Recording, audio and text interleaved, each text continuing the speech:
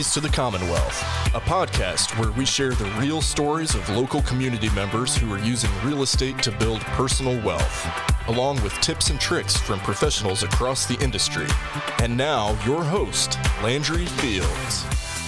Welcome back, everybody, to another episode of the Keys to the Commonwealth podcast.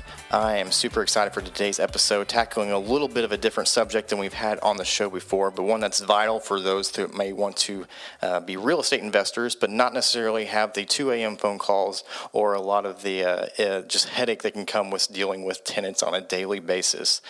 For today, we've got a couple of guests here on the show with us that have a combined 23 years of experience and co-own the Kentucky Life Property Management, specializing in rental property management for both long-term and short-term rentals. One of their notable achievements is growing Kentucky Life Property Management to a 7-figure business in less than 5 years and voted #1 best property management company by the Herald Leader in 2019, 2020, 2021, and I don't know if 22's come out yet or not. They can answer that. But it's my pleasure today to welcome Josh Shepler and Heath Green to the studio. Guys, welcome, and thanks for coming on the show. Thanks for having us. Thank you. We're super excited. So is 2022 out yet? It's not out. It's not yet. Okay. So we're hoping to bring those. Okay. There we go. You can help us get those votes today. Yeah, there you go. That's right. Exactly. I need to learn how on the insurance side how to get into that myself. But we kind of start out every episode hopping back in the DeLorean and kind of talk to me a little bit how you guys started Kentucky Life Real Estate Management and, all the ins and outs of how you got here today. Well, I guess I'll start because I'm the oldie of the group. I started in 2006. I got my real estate license in 2006 and jumped into it really within a year of being in real estate. Spent probably about 7-8 years with a different company, went out, worked with RE/MAX a little bit and launched their property management division.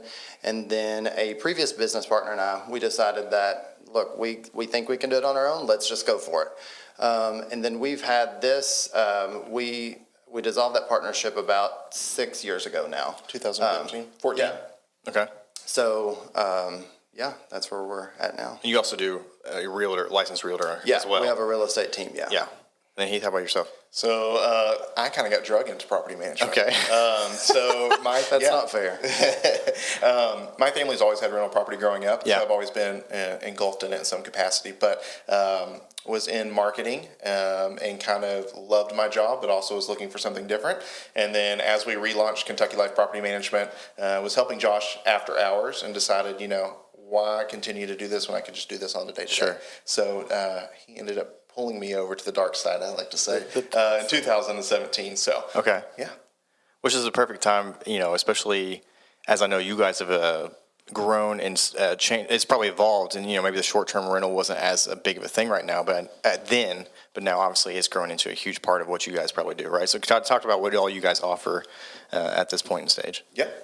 So we offer full-service property management, which is your traditional 12-month leases for your residents, which most people are very familiar with. And then we also offer short-term rental management as well. Still full service. We launched that in 2019. A lot of our investors from the East and West Coast were kind of starting to ask us about how to invest in our market since they were starting to get restrictions. Yeah. And they were looking to move money somewhere else. So we took about a year and a half to kind of really study this model, if it was something that we truly wanted to start bringing in-house and manage, and launched that in 2019. So for every property that's a traditional property, that equates, depending on the unit, to 5 to 10 traditional units. So one short-term rental converts in our market to between 5 to 10. As far as kind of a monthly income. Monthly revenue, amount of work. So on average, we're welcoming almost 500 guests per month. Okay. And obviously there's differences. Obviously there's a lot more upkeep, a lot more work on a short-term rental side compared to a long-term rental side in that sense with the turnover, obviously, that you have and set of fees. But you guys do a great job from what I see. You guys are kind of all over the map, right, as far as from Slade and Powell County to how I think even saw one in Campbellsville area, right? Yep, that's where my wife's from. Yeah. So we manage an hour radius from Lexington. Okay. And then some of our destination properties, when it comes to short-term rentals, we're a little bit more selective on, so we can kind of go outside that radius bound as long as we have the manpower and tools, because a lot of it is automated from an experience that's not in person compared to traditional management. Yeah. Yeah, with so much being automated, then it allows us to be able to go out a little further than the traditional property management. Yeah. And from the short-term side, I know, I started kind of looking at that a little bit with my business partner, but we kind of, at least for the time being, kind of steered away from it because growing a team of people if you're not here in Lexington, like I'm sure, like originally from Powell County myself, don't quite have the accent from that area, but sometimes it can be hard in the rural areas to kind of figure out that team of people for the turnover, the cleaning, the maintenance, and all that. The stuff breaks, obviously. So I was like, especially Slade County, as you probably are well aware. Yes. It's kind of hard to find quality, people who just be there on time, I would say, in some respects like that, right? 100%. And it's a difference. So you get a resident that calls you and that's having an issue with a maintenance problem that's not necessarily an emergency. Yeah. You can give them a 24 to 48 hour windows. When you get a guest that calls you and the internet's not working or the batteries to the remote are missing, you have to be out there within 30 minutes to an hour. So, especially if they're staying there for one night. So it's a totally different realm. It's a totally hospitality business, and urgency is key because reviews are your life expectancy. Yeah. So I know we've got a mutual client that's kind of working on potentially turning their property into a short-term rental because they're not only there about once a month, maybe, or something like that. So talk to me about, like, if you guys had to sit down with somebody, either in that situation, long-term or short-term, maybe address both of them, but, what you kind of walk through, what are you kind of talking to them about, making them aware of, going through the process and so forth like that? Well, we always have a consultation really with any investor that we sit down with and make sure that their goals align with our goals and find out, really where they're wanting to go, because everybody has a different approach with real estate investing. Some want appreciation, some need cash flow. Yeah. The barrier of entry for short term is a lot different than picking up a 3-bedroom, 2-bath, single-family home, obviously with furnishing it. So we look at really what their goals are first, and then we look at, can this property, if for some reason it's short-term fails, can it convert back to and perform well at a traditional level? Yeah. So that's really where we start. What would you say? And I say we do the exact opposite too. So if you're looking at it from a short-term perspective, but you don't necessarily have $30,000 to put up front, is the numbers from a traditional management going to last you for 1 to 2 years to kind of offset your expense, save some cash, and then end up turning it back around and putting it into a short-term? So we definitely start with numbers as the number one thing with our clients. Yeah. And like Josh said, every property management and every investor, you got to want to make sure that they have the same goals, just like anything in life. If not, then it's never going to be a partnership that's going to work out. Sure. Especially in the short-term side, because it is so much different than the traditional management. And it's about clear expectation. I'm sitting here kind of thinking it's evolving as well since we've launched this business. When we first started the short term and launching, no one really knew how to launch a short term, and they were like, wait, what is Airbnb? Like, what is this platform? And obviously it's more short-term vacation rental, more so than Airbnb. But now we're getting folks that are looking at launching 8-9 units at one time versus just, hey, let's convert this 3-bedroom, 2-bath home. So it's a much different conversation. And that investor's different, wouldn't you say? Yeah, I would say too, within our market too, you're kind of starting to see a shift. So especially in the Lexington, Fayette County, we're not overly saturated compared to other markets. Like that was one of my questions. So kind of, but we're definitely growing. So we're almost to 900 units. You're starting to see a little bit more competitiveness. We're not a vacation rental spot. We're a short-term rental spot. So what that means is we have seasonality. So April through October. October is going to be your busiest month, followed by August and then April. Just book in Keeneland on both sides of that, right? Right. Yes. Keeneland, thank you. Yeah. But so you're going to kind of definitely see that. So with more competition, you're going to have to be more competitive with pricing, the amenities that you're going to be able to offer, and also your interior. So what we're kind of starting to see is a little bit of shift to destination style properties. So whether that be something like that huge cabin in Campbellsville, Red River Gorge, we have a farmhouse that's in Versailles. Destination being something that has a draw itself other than just where it's at. Right. Yeah, and it can even be something downtown that's a destination, has a pool that's like this totally cool experience that you can walk to local restaurants and has all these really cool amenities. You're also starting to see investors kind of do larger portfolios like Josh just kind of mentioned. Yeah. So we just launched Lexington's first luxury listing that has 6 units in one building. So they took a commercial space, renovated it into 6 high-end luxury residential units, treating it just like a boutique hotel. Long-term or short-term? They're all short-term. All short-term. So, I've been wondering about that because obviously you got a lot of extra space from like old office buildings in the area, stuff like that. Keeping it, I guess you could still keep it in the commercial space without having to rezone it, right, in some respects, if you kept it in more of a short-term side of things. Yeah, so much stuff. That's the thing about beauty about real estate, I'm realizing. There's just so much possibilities of what you can do with something, right? Absolutely. And I think that's probably our favorite thing to do is kind of look at a diamond in the rough and kind of say, oh, how can we help you make this money? Well, what is our motto? Like, where you see problems, we see profit. Yeah. And two, but I do want to mention that as far as most of our travelers are circumstantial travelers, a life circumstance. They're not coming to vacation. Yeah. And that is, when looking and meeting with an investor for short term, we have to decide, are you going to buy a property that's going to be a destination vacation property, or are you going to have a property that's going to cater to traveling nurses, family members that are having surgeries at the hospital, or graduations, anything that's going on downtown, because that's a different type of property. And that comes with a different really set of expectations and as far as staging and what you're going to put inside of them. And really, as far as on the safe side of investing in short term, in my personal opinion, it's probably more so lower risk to invest in a short-term rental that caters to the non-vacation traveler. Yeah. Because they're more frequent. That's who's going to book out your calendar, who's going to fill in those 1 and 2 nights. And so being a destination place, more higher end luxury appeal type of scenario, obviously there's probably a safer draw in that sense, but then you can easily transition that back over to long-term rental if something were to happen or things changed. I know there's always a little bit of a worry, maybe restrictions come down from a government standpoint as far as limiting maybe the number of contracts. Anything to speak about on that or anything? So I'm actually on an advisory panel with Fayette County that we're kind of walking through all of that right now and educating them. Yeah.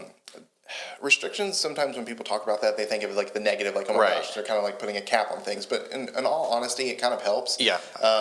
Especially there's so many investors now that see that you can have a larger return when it comes to short term than you can have traditional. Right. So they're not managing it the way they should. Sure. So with improper management, you're going to get angry neighbors, and then angry neighbors are also the life expectancy to your short-term rental. And once you get angry neighbors, then you're getting people within the government that are getting complaints, and then they have to turn around and put regulations. So I definitely think you're going to probably see a barrier of entry compared to just being able to throw it up on a platform, paying some kind of fee, having some kind of review or whatever it might be. Sure. Which that's going to weed out the people that don't want to play well with others, right? So to speak. Yeah.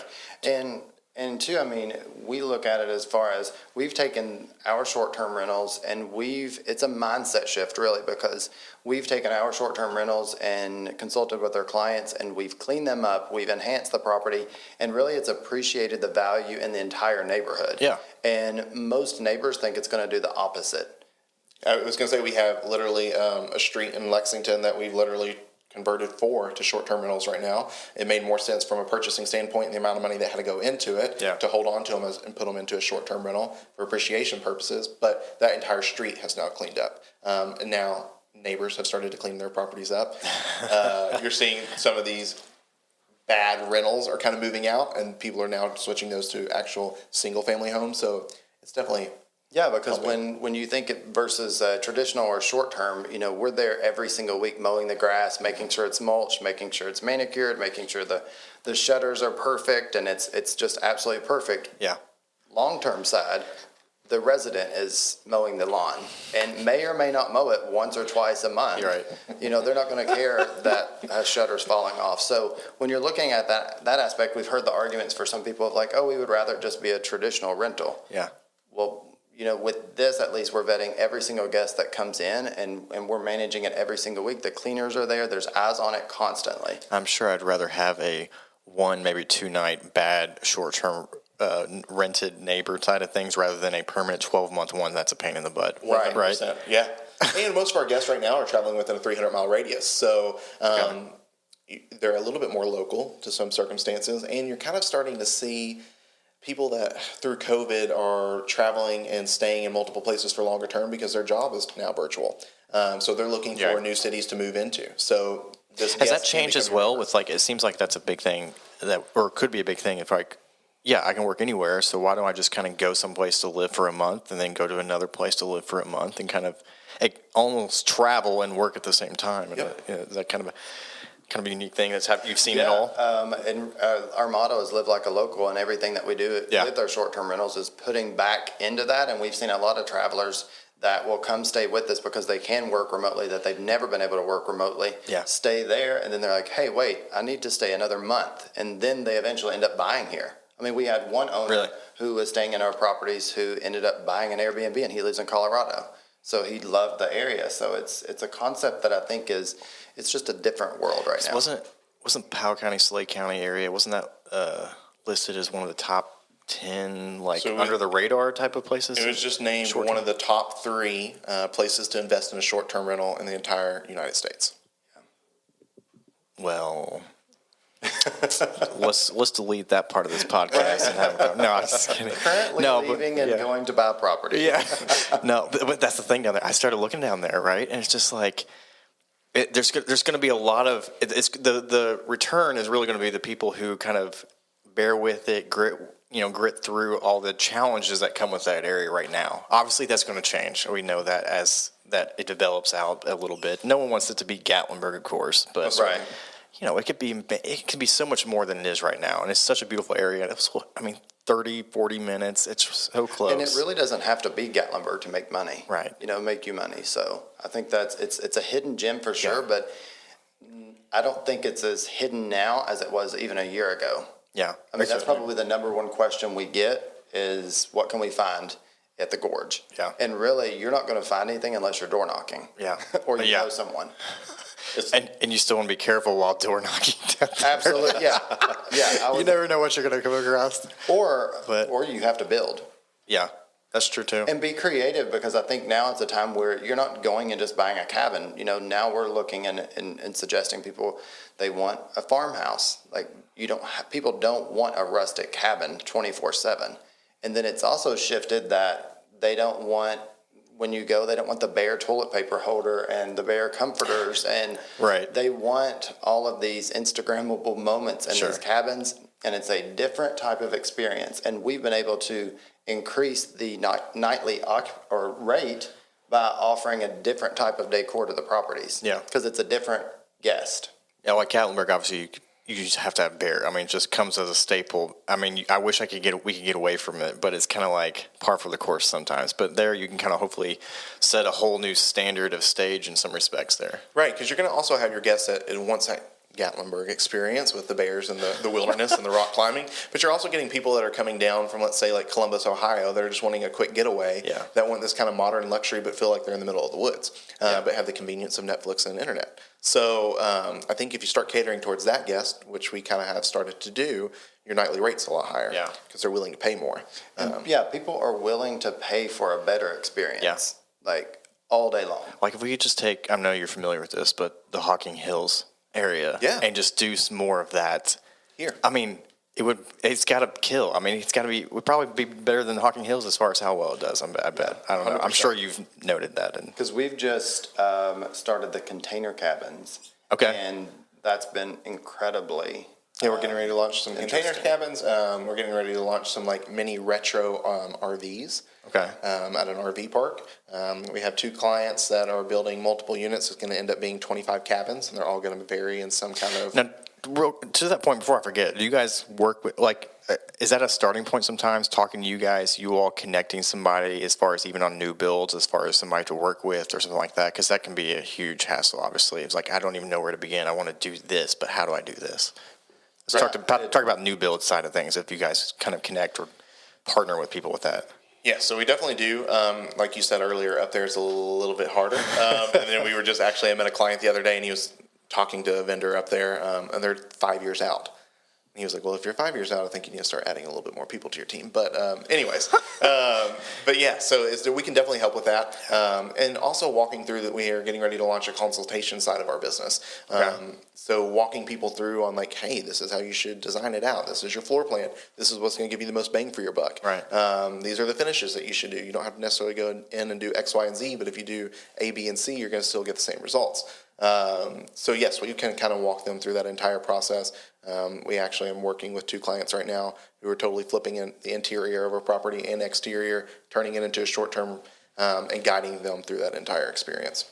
And there's so many more simple ways of doing things. You don't have to put the Tempur-Pedic mattresses. You don't have to put the high-end linens. We have a set of everything that's affordable, but the guests literally give us rave reviews on every single thing we use. Make it look luxurious, but not necessarily always having to have the price. Because, obviously that changes, but, I think I've seen things like when you're saying, hey, I need to outfit this entire unit. I've heard a good rule of thumb is almost $10 a square foot on but I'm sure that could obviously be arranged. But I'm assuming you would say what, $10 to $15 a square foot, almost depending on what you're trying to do. Yeah, I would say so, and it also depends on who your customer is going to be, who your guest is going to be, size of property, location of property too, and then the amenities that you're going to offer. A lot of people too think, oh my gosh, I have all this room, I'm going to throw 10 beds in here. I don't like to do that because you're going to end up having angry neighbors and more maintenance issues and that kind of thing. So from our perspective, the way we kind of look at it is, does the number of guests actually make sense? Are they going to be comfortable? Mm-hmm. Are they going to be happy? Are you going to be able to sleep 15 people, but you can only sit 6 people in a living room? Yeah.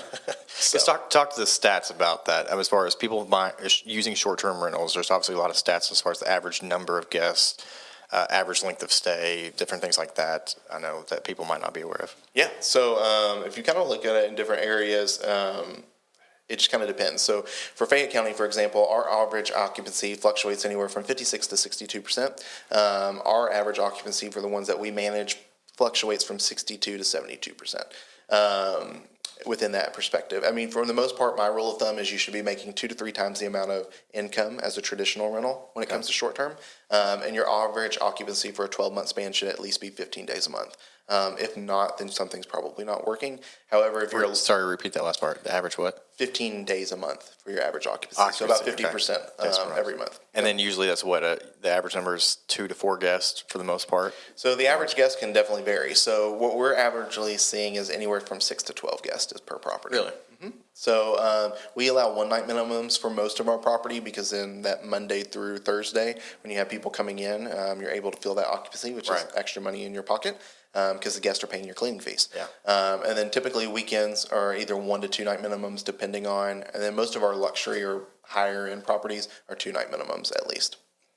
And that's probably the number one thing that self-managed versus management is. Most self-managed owners, they will immediately walk up and say, oh my gosh, no, I don't do 1 and 2 night stays. Yeah. Well, that's your calendar filler, and we go up on price, so we make our owners a lot more money by those 1 and 2 night stays. Yeah. Which, yes, it's more difficult to manage the cleaning, managing the guests, but that's going to fill your calendar. And I think getting into it, that's what they have to realize. Like, are you getting into it to make money, or are you just getting into it to have fun? Yeah. Because I'm sure there's so many people that think, oh, I have an Airbnb, I'm going to list it on Airbnb, I'm just going to manage myself, it's almost going to be like a set it and forget it thing. Yeah. And as we know, that is not it's not a set it and forget it thing. Yes. You have to be active in that. Yeah, because I mean, if you even look at like outside of Fayette County, like Frankfort, our average is probably around 74% as I'm looking at our numbers. And then just looking at pulling numbers for Frankfort as a whole, it sits at 71%. Slade up in that area, honestly, we're booking above 80% on each property. It's like Gatlinburg percentages there. Yes, it's like high occupancy, high turnover, so you have to be ready. You have to be well equipped, especially with your supplies and turnover and making sure you're being able to accommodate those kind of guests. We've talked about this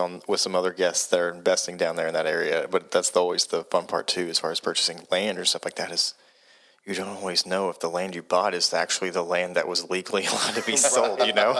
It's a gamble. Yeah.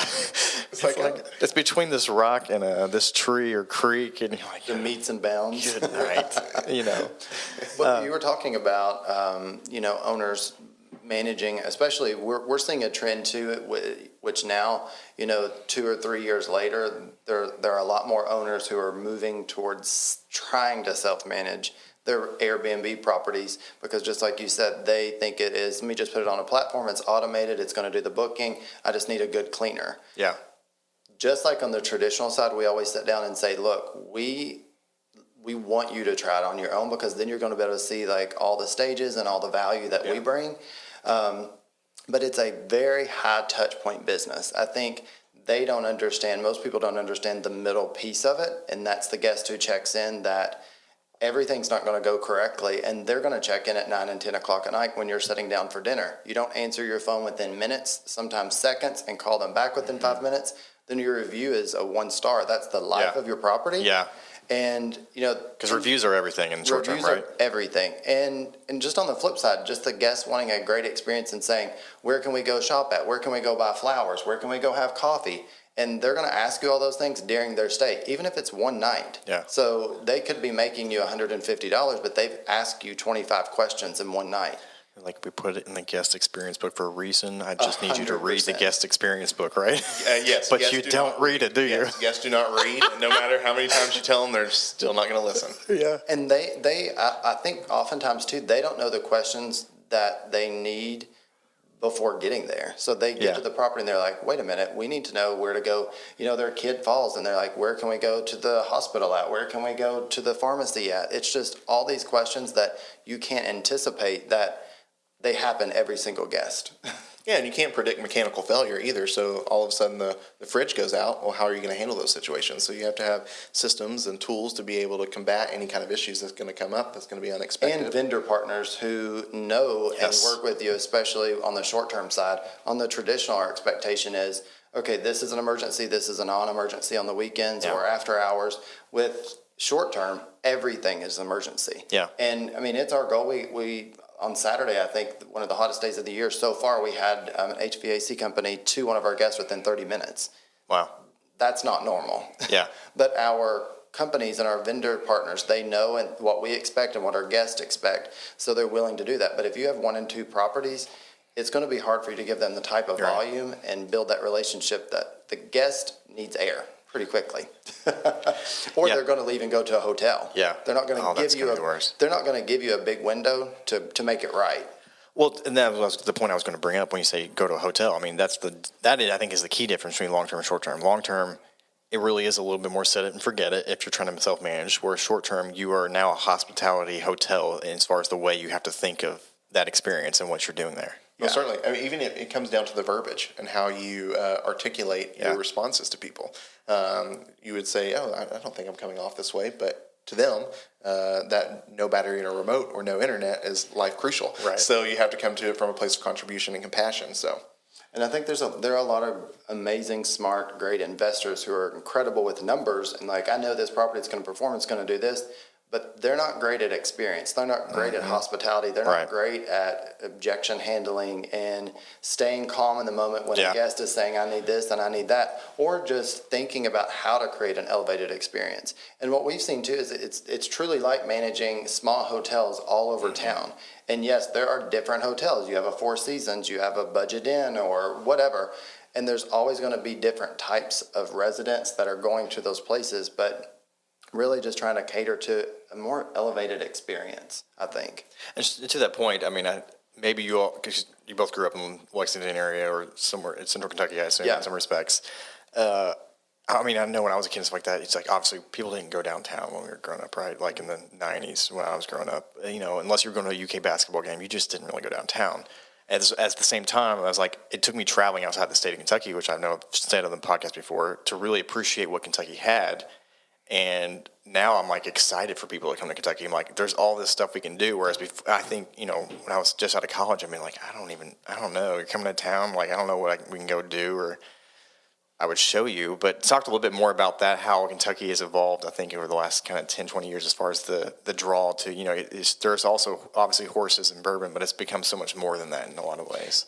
Yeah, I mean, we're getting ready to launch especially with downtown. Now, you can even talk to downtown a little bit. How that's sure. So we're getting ready to actually launch some short-term rentals for a distillery. And I was actually speaking with them yesterday, consulting them about a property that we're getting ready to launch. And they've had a record month in April. They welcomed over 15,000 visitors to their location. So those people everybody started drinking the alcohol in COVID. Now they want to go visit the place. Right, 100%. But absolutely. But what's been crazy about that is if you talk to a lot of your friends, they've not even visited most of the local distilleries. That's so true, actually. It is. So, I mean, and there's even from the Arboretum from around UK. I mean, there's places like that. But you're having all of these people pour in for these big key events, whether it be Keeneland or Bourbon or horse tours or whatever it is. But they're experiencing everything else that Central Kentucky has to offer. So what we've kind of even seen is, for example, we get a lot of guests that stay in Georgetown that go visit the Ark Encounter. Oh, that's right. So I haven't been. I keep forgetting about it. It's a really cool experience. But people always ask, they're like, they really come there for that? I'm like, 100%. I mean, they're traveling from all around the world, choosing to stay in Central Kentucky because there's no lodging up there. Yeah. And they're driving 40 minutes, but they're making a long weekend or a couple of days out of it. They're going experiencing downtowns. They're going to experience new restaurants. I would say the biggest opportunity I think that Central Kentucky has to offer is transportation. A lot of people don't realize that when they're coming into this market that there's not enough transportation. They need personal vehicles. So they're used to flying to Park City, getting off and Ubering everywhere. Right. They get here. I mean, we had a guest the other day. They got stranded in Frankfurt. Yeah. Oh, no. So we sent a team member to go pick them up. So the transportation is a big thing. So being able to educate people too, hey, what are you coming into town for? Let me tell you about X, Y, and Z. Go see this, and then make sure you have this figured out as well. But I mean, even from the downtown market, we launched our first office on Church Street in 2016. And in 2015, when we started renovating that space, it was like everybody thought we were crazy. They're like, why in the heck do you want to be downtown Lexington? And to watch it evolve to now, I mean, it's insane. To when they finish the park, to when they hopefully build the soccer stadium, the Manchester hotel area, the downtown already, the way where it's at, and the new convention center. Obviously, they're going to add more and more of that. Rupp Arena's added bigger concerts, man. Yeah, I mean, we have exciting. one client that's literally buying anything that comes on the market that's going to be near the convention center in the park. Anything. Because they know they lived in a market before where they didn't take advantage of that opportunity, and now they're kicking themselves. So they're like, hey, this is actually going to happen. We're going to be kind of mix our portfolio from commercial to short-term to traditional management. Right. And then when we need a pivot and turn, we own it all. And two, we have we put up bulletin boards or any type of board in all of our properties that ask the guests what they've experienced while they stayed there, the restaurants that they find, because that's been the interesting part, that we'll go read the boards and be like, oh my gosh, we didn't even know about that restaurant. Right. We didn't even know about that guide. Of course, there's a restaurant that pops up every week. I just eventually gave up on Yes, absolutely. So it's been interesting to see for their perspective, like what they're enjoying and like what we need to promote and all the things that we as locals aren't taking advantage of. And really people, for the Bourbon Trail, more people are probably traveling from overseas than anybody. Yeah, I mean, we hosted a guest that was from Australia who's getting ready to open a distillery there, and they have been traveling to Singapore, learning some, and then we're coming over here to study some distilleries, and they're taking the information back to you, so you never know who you're getting ready That to welcome. happened to me. I think it was one of my first distillery tours, back before I didn't like bourbon forever until the last 4 or 5 years, and I remember they asked the opposite question, which was, who here is from Kentucky? And I was like, what? And I was like the only one, of course. Yeah, like we were. I was like, oh my gosh! Like that was the eye opening to that point, experience for me in that sense. So Yeah, I mean, it's insane. I mean, absolute insanity. The amount of people that are international and not necessarily local, but we like through. hopefully COVID, that picks back up now. Yeah, it's definitely going to start to. Through COVID, like we said earlier, the average guest is traveling within a 300-mile radius. Right. But those are your day-to-day people. What's one of the craziest things you guys have encountered in a long-term or short-term? I know there's probably a number of stories here. Short-term, the craziest thing I've had to encounter so far would be someone left their handgun and asked for us to go pick it up. But the craziest thing is the cleaners actually found it before the guest notified us. So we had to call the police. We had to go pick it up. And then they were like, oh, yeah, actually, we're on our honeymoon. We'll come pick it up when we get back. They had left it in the nightstand. I was like, yeah, but they wanted us to ship it to them, but that can't happen.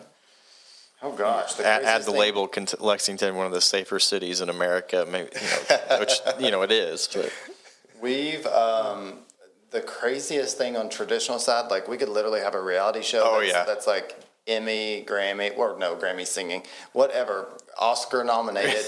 Probably, I still remember this gentleman who came into the office years ago that. Literally walked up to me and said that he was so stressed that I made his teeth fall out. So he proceeded to take out his false teeth and tried to hand them to me. Needless to say, he was in the eviction process. But that's probably, I don't think I've ever had anybody hand me their dentures prior to that. Oh, my goodness. But that's what you should expect in property management. Right. In owning investment property. I mean, we always joke, you can't screen crazy. I mean, they might, from the guest standpoint or the tenant resident standpoint, they might look like the best people in the world until you get them in there. And then you're like, what in the hell? Right. For sure. And that's why you say the dark side. Yes. The dark side. No, but it is fun at the same time. Like, again, it's like every project, especially on short terms, so unique. You can just make it. It's a very rewarding experience. Yeah. I mean, we have, so Josh mentioned too, we sometimes put like cork boards up and have interactive bulletin boards where they can, leave messages behind, and we post things as well. But one couple said, this is the first place that we said, I love you. And then someone else said, this is a family tradition that we're going to continue on after we lost one of our parents. So it's one of those things that you're kind of helping people in ways that you don't even know, and allowing them to experience the place that you get to call home. Yeah, that's 100%. Any personal, professional goals you're working towards? I know you're, Josh, big on time management and some of those goal-oriented tasks and stuff like that. Yeah, well, we're growth focused and goal driven. We've really spent a lot of time in considering, what the goals are you hit along the way, but more so about like who you're becoming along the way and finding out like who are we becoming along the way. And I think talking about the short-term side, I think it's opened up a lot of new things for us, and it's really taken us outside of our comfort zone, which we speak a lot to in the office of, when last time you've done something for the first time. When we launched that, it was very scary, but it's evolved and we've grown so much. But looking forward, we've got a ton of growth plans. We have a lot of things that are evolving and different tiers of our business that we're looking at expanding. And really, we reflect back and we plan on what our customers and our vendors and our owners and our residents all want, and we base it upon really what the need is versus, hey, this is just what we're going to do. And that's really what we did with the short-term side. Is we looked at the demand. We literally had people for over a year saying, you guys have to do this, you have to do this, why aren't you doing this? But we don't believe in just jumping in to do something. We spent a year researching and knowing, hey, we can serve our clients, because if you just launch something and can't serve at a high level, then we don't believe in doing it. We don't believe in just half doing it. Yeah. And before I forget, I meant to say this earlier, on the insurance side, for people who just think they're going to jump into it, there is a distinct difference between you have to change your insurance policy, just as an FYI. Yes. For it to be a short-term rental type of scenario. You can't just keep your normal home insurance the way it is. It's not when something's going to happen. It's yes. If. So, 100%. We're not if, when. When. Yeah, it's definitely going to happen. And we prepare them for that. But I would say, if it's someone looking to launch even a traditional or short-term, build your team. And what we've noticed with me doing this 17 years is that the smartest, the most profitable investors who fly in and who know what they're doing, the first step is they have their team assembled. Yeah. And they don't do it backwards. Yeah. They learn from previous mistakes and failures, and they build their team first. And I think that if someone's listening and they're like, hey, I want to launch my short-term rental, go get a great team around you. And I think anytime you're investing in real estate, it can be the most rewarding or most costly mistake of your entire life. That's a good point. So, making sure you're understanding what you're getting yourself into, because at the end of the day, you're becoming a homeowner. And whether you have guests or you have residents that are staying under that roof, you're responsible for somebody's stay or life. So making sure that you're equipped when that HVAC goes out or the tree suddenly falls on the roof and takes half the house out.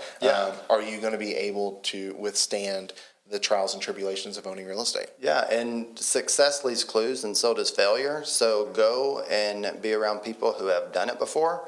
If you don't want to hire a professional property management company, go and mentor and surround yourself with people who are doing the things you want to do and learn from their mistakes. Yeah. Because it can cost you a lot of money, and I think especially on the short-term side, since you do have to invest so much at the beginning, there's a higher risk than going and buying a property, a 3-bedroom, 2-bath with hard money. There's a lot more risk on the short-term side if you don't know who your traveler is. Yeah. Any interesting side hobbies or hustles that you have? Oh, gosh. We love to travel, but I'm actually a part of the Miss Kentucky organization. I'm the director for the Outstanding Teen Program, so I actually had orientation this past weekend. And then, so that's a total different hobby than real estate and property management. Yeah, I think you would probably say this. My side hustle is probably a gardener. Yes, most certainly. I think in my previous life, I was a gardening? Not like vegetable. Landscaper. I mean like boxwoods. Okay. Yeah. If I could be at a nursery or launch a nursery with a new type of innovative approach in my free time, that's what I'll do. Okay. I think in my previous life, I was a horticulturalist. But yeah. That's my side hustle. What's one of your favorite kind of local places to eat or date night kind of dinner places or something like that? We love Carson's. So, but can we open a second one somewhere, please? By the way. Yes, I mean it's like. Now that it's we're just telling all of our all guests the to time. go there, you can't ever get a booking. We love the Stave too. Yes, I think it's a really cool experience. Is that the one down towards It's between Woodford Castle Reserve and Castle and Okay, Key. yeah.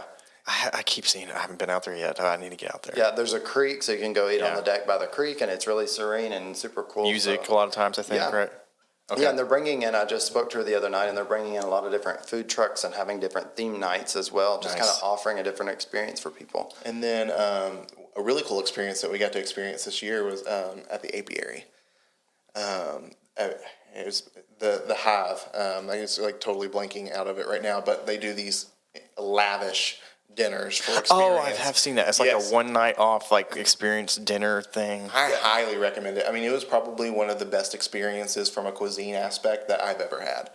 Just from the customer service to the food, to the atmosphere and ambiance. I mean, it was like we're in Lexington, Kentucky right Right. now. Yeah. Is it always at the same place? It's always just at the the kind same of location. Yeah. interesting. Yeah, okay.